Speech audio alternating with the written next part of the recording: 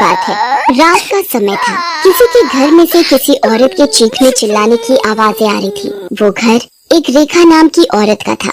वो अपनी सास और पति से रो रो कर कह रही थी, मुझे मत मारो, मुझे मत मारो, इसमें मेरा क्या दोष कि मैं माँ नहीं बन सकती। और किसका दोष है? तू हमें एक बच्चा तो दे नहीं सकती, तेरा क्या हम अचार डालेंगे? तू एक बांझ है, चली जा हमारे घर से। माँ जी मैं कहाँ जाऊंगी, मेरा है ही कौन, मुझे घर से मत निकालो। तभी रेखा का पति अजय अपनी माँ को कहता है, माँ ये ऐसे नहीं मानेगी, इसे तो मैं ऐसा मजा चखाऊंगा कि जिंदगी भर याद रखेगी। इतना कहकर अजय अपनी बेल्ट निकाल कर रेखा को जोर जोर से मारने लगता है। उसकी बेल्ट की मार से रेखा चीखने लगती है, छोड़ दो मुझे, मत मारो, अरे जालिमो मैंने तुम्हारा क्या बिगाड़ा है? जो तुम मुझे इतनी बेरहमी से मार रहे हो। और मार इसे तभी जाएगी ये इस घर से। माँ जी मुझे रहने दो, इस घर में एक कोने में पड़ी रहूंगी, मुझे मत निकालो। तू इस घर से जाएगी तभी तो मैं अपने बेटे की दूसरी शादी करूंगी, फिर मेरी दूसरी बहू हमें इस घर का वारिस देगी। वो तो तू हमें कभी दे नहीं सकती। बड़ी मोटी चमड़ी है इसकी, ये इस घर से जाने का नाम ही नहीं ले रही। मार लो मुझे जितना चाहे मार लो, पर मैं इस घर से नहीं जाऊंगी। तभी अजय की माँ रेखा से कहती है, ठीक है तुम मर, अब मैं अजय की शादी तेरी आंखों के सामने करूंगी। नहीं माँ जी ऐसा मत करो। अजय की माँ अजय के कान में कहती है, रात को रेखा को मारकर कुएं में फेंक देंगे और किसी को पता भी नहीं चलेगा।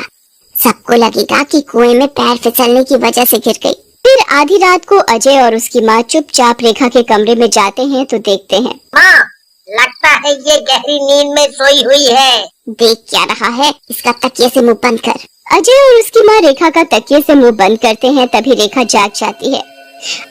मुझे मत मारो, छोड़ दो मुझे। रेखा चिल्लाती है, तड़पती रहती है, पर अजय और उसकी माँ को रेखा पर जरा भी दया नहीं आती और रेखा तड़पती हुई मर जाती है। और कुछ दिनों बाद अजय की माँ अजय की शादी एक लड़की से कर देती है जिसका नाम अंजलि था, और वो अपनी बहू अंजलि को आशीर्वाद देती है, जल्दी से तू मुझे इस घर का चिराग दे दे, मुझे इस घर का वारिस चाहिए। अंजलि मुस्कुराते हुए कुछ नहीं कहती और अपने कमरे में चली जाती है तो देखती है कि उसके सामने एक चुड़ैल खड़ी है। वो और कोई नहीं रेखा की आत्मा होती है। चुड़ैल, तुम तो चुड़ैल हो, यहाँ कैसे आई? तो तू इन सबको इस घर का वारिस देगी, मैं भी देखती हूँ तू कैसे माँ बनती है। चुड़ैल अंजलि का गला पकड़ लेती है और उसका गला दबाने लगती है। चुड़ैल के ऐसा करने से अंजलि की चीख निकल जाती है, बचाओ, मुझे बचाओ, ये मुझे मार डालेगी। अंजलि की आवाज सुनकर अजय और उसकी माँ दौड़ते हुए अंजलि के पास आते हैं। तब तक चुड़ैल अंजलि को मारकर गायब हो जाती है। माँ ये तो मर गई। पर ये मरी कैसे? यहाँ तो कोई है भी नहीं। इतना कहकर अजय की माँ रोने लगती है। हाय रे मेरी बहू, अब मुझे इस घर का वारिस कौन देगा? मैं पोते का मुंह कैसे देखूंगी? तभी अजय अपनी माँ को समझाता है, माँ क्या हुआ अगर ये मर गई, मैं और शादी कर लूंगा, तू जरूर पोते का मुंह देखेगी। उन सब की बात चुड़ैल सुन रही होती है। पोते का मुंह, इन्हें इस घर का वारिस चाहिए, ये जिंदा बचेंगे तब ना। ये कहकर वो जोर जोर से हंसने लगती है। और रात को अजय और उसकी माँ खाना खाकर अपने अपने कमरे में सोने चले जाते हैं। तभी चुड़ैल अजय की माँ के कमरे में जाती है और उसका गला दबाने लगती है। कौन? चुड़ैल तुम तो रेखा हो, तुम तो मर गई थी। हाँ, मैं मर गई थी, अब तुझे मारने आई हूँ। मुझे मत मारो, मैं तुम्हारे हाथ छोड़ती हूँ, मुझे छोड़ दो। छोड़ दूँ? तुझे पोता चाहिए ना, मैं देती हूँ तुझे पोता। अजय को अपनी माँ के रोने की आवाज सुनाई देती है और वो अपनी माँ के कमरे में आकर देखता है। चुड़ैल छोड़ दे मेरी माँ को, छोड़। अच्छा हुआ तू यहीं आ गया, ले अब तू भी मर। इतना कहकर चुड़ैल अजय का भी गला दबाने लगती है। अजय और उसकी माँ दर्द से चीखते हुए चुड़ैल से कहते हैं, हमें मत मारो, छोड़ दो हमें माफ कर दो, छोड़ दो हमें। पर चुड़ैल अजय और उसकी माँ की एक नहीं सुनती और उन दोनों को मार देती है और वहाँ से चली जाती है और वो घर खाली पड़ा रह जाता है। कुछ समय बाद विनय और उसकी पत्नी लता अपने 5 साल के बेटे प्रिंस के साथ एक किराए के घर में रहते थे। एक दिन की बात है, विनय अपनी पत्नी को बताता है, लता, मुझे एक बहुत ही अच्छा और बढ़िया घर बड़े ही सस्ते दामों में मिल गया है। अब हमें इस छोटे से घर में नहीं रहना पड़ेगा। ये तो बड़ी ही अच्छी बात है, पर मुझे एक बात समझ में नहीं आ रही कि हमें ये घर इतना सस्ता कैसे मिल गया। अरे ये तो अच्छी बात है कि हमें सस्ता और अच्छा घर मिल गया। अब तुम ज्यादा मत सोचो, कल ही हम उस नए घर में शिफ्ट हो जाएंगे। और अगले दिन विनय और लता अपने नए घर में शिफ्ट हो जाते हैं।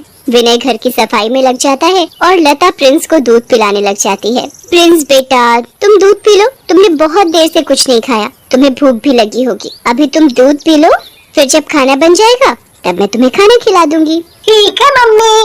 मम्मी, मैं अपनी साइकिल चला लूं? हाँ, चला लो, जब तक मैं घर की सफाई कर लूं। ये कहकर लता घर की सफाई में लग जाती है। प्रिंस अपनी साइकिल चलाने में लग जाता है। तभी चुड़ैल प्रिंस के पास आती है और उसे बड़े प्यार से देखने लगती है, जैसे मानो प्रिंस उसका ही बच्चा हो। बेटा, आप क्या कर रहे हो? मुझे भी अपने साथ खिलाओगे? आप कौन हो? आप कहाँ से आई हो? मैं बेटा आपकी मासी हूँ। क्या मैं आपके साथ खेल सकती हूँ? हाँ मासी, आप मेरे साथ खेल सकते हो, फिर तो बड़ा मजा आएगा, है ना? हाँ बेटा। मासी, अब मैं थक गया और मुझे बड़ी जोरों की भूख भी लगी है। मैं खाना खाने जा रहा हूँ। तुम्हें भूख लगी है? लो, मैं तुम्हारे लिए खाना लेकर आती हूँ। चुड़ैल प्रिंस के लिए अपने जादू से खाना लेकर आती है और वो प्रिंस को खाना खिलाने लगती है।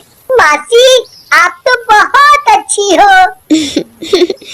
ज्यादा बातें मत बनाओ, अब जल्दी से अच्छे बच्चे की तरह खाना खत्म कर लो। चुड़ैल प्रिंस को खाना खिला रही होती है, तभी लता वहाँ आ जाती है। प्रिंस को अकेले अकेले किसी के साथ खाना खाते देख लता डर जाती है। प्रिंस बेटा, आप किससे बातें कर रहे हो और आप किसके साथ खाना खा रहे हो? यहाँ तो कोई नहीं है। है ना, ये मासी बड़ी अच्छी है। मुझे भूख लग रही थी तो मासी ने ही मुझे खाना खिलाया और वो मेरे साथ खेलती भी है। कहाँ है वो? तभी चुड़ैल अचानक से गायब हो जाती है। अरे, ये मासी तो अभी इधर ही थी, पता नहीं कहाँ गई। लता प्रिंस को इस तरह की बातें करते हुए डर जाती है और वो उसे उठाकर कमरे में ले जाती है और विनय को सब बताती है। अरे ये सब तुम्हारा वहम होगा। नहीं जी, मुझे ऐसा लगा जैसे प्रिंस के साथ कोई था, पर मुझे वहाँ कोई दिखाई नहीं दिया। मुझे यहाँ कुछ ठीक नहीं लग रहा। तुम बेकार में परेशान हो रही हो, ऐसा कुछ नहीं है, सब ठीक है। देखो, आज मैं बहुत थक गया हूँ, मुझे नींद भी आ रही है, मुझे बड़े जोरों की भूख लगी है। तुम मुझे जल्दी से खाना दे दो, मैं खाना खाकर सोऊंगा। मुझे कल काम पर भी जाना है। विनय लता की बात का बिल्कुल भी विश्वास नहीं करता और वो खाना खाकर सोने चला जाता है। पर लता को तो डर के मारे नींद नहीं आ रही थी और देखते ही देखते सवेरा हो जाता है। विनय तैयार होकर अपने काम पर चला जाता है। लता प्रिंस को कमरे में बिठाकर रसोई में काम करने चली जाती है। तभी चुड़ैल प्रिंस के पास आती है। प्रिंस बेटा, आप कैसे हो? मासी, मेरी अच्छी मासी, आप कहाँ चली गई थी? मैं कब से अकेला खेल रहा हूँ। चुड़ैल प्रिंस को पकड़कर अपनी गोद में बिठा लेती है और उसे बड़ी जोर से गुदगुदी करने लगती है। मासी, मुझे गुली गुली हो रही है, प्लीज प्लीज मत करो। प्रिंस की जोर जोर से हंसने की आवाज सुनकर लता आ जाती है और उसे गोद में उठा लेती है। प्रिंस बेटा, आप किससे बातें कर रहे हो और आप इतनी जोर जोर से क्यों हंस रहे थे? वो मासी मुझे गुल्ली गुल्ली कर रही थी ना। कहाँ है तुम्हारी मासी? प्रिंस चुड़ैल की तरफ हाथ उठाकर कहता है। ये है मासी, और ये बहुत अच्छी है। ये मुझे बहुत प्यार करती है, मेरे साथ खेलती है, मुझे खाना खिलाती है। पर बेटा, यहाँ तो कोई नहीं है। ये तो नहीं, ये बैठी है। लता बुरी तरह डर जाती है और वो प्रिंस को अपनी गोद में उठा लेती है। फिर वो विनय को फोन करके घर बुलाती है। हेलो विनय, आप घर जल्दी आ जाओ और पास वाले मंदिर में जो पुजारी जी हैं उन्हें लेते आना। आखिर बात तो बताओ कि हुआ क्या है। जब आप घर आओगे तब मैं आपको सारी बात बताऊंगी। अभी मैंने आपसे जो बोला है आप वो करो। ठीक है। विनय पुजारी को लेकर घर आता है। लता विनय और पुजारी जी को सारी बात बताती है।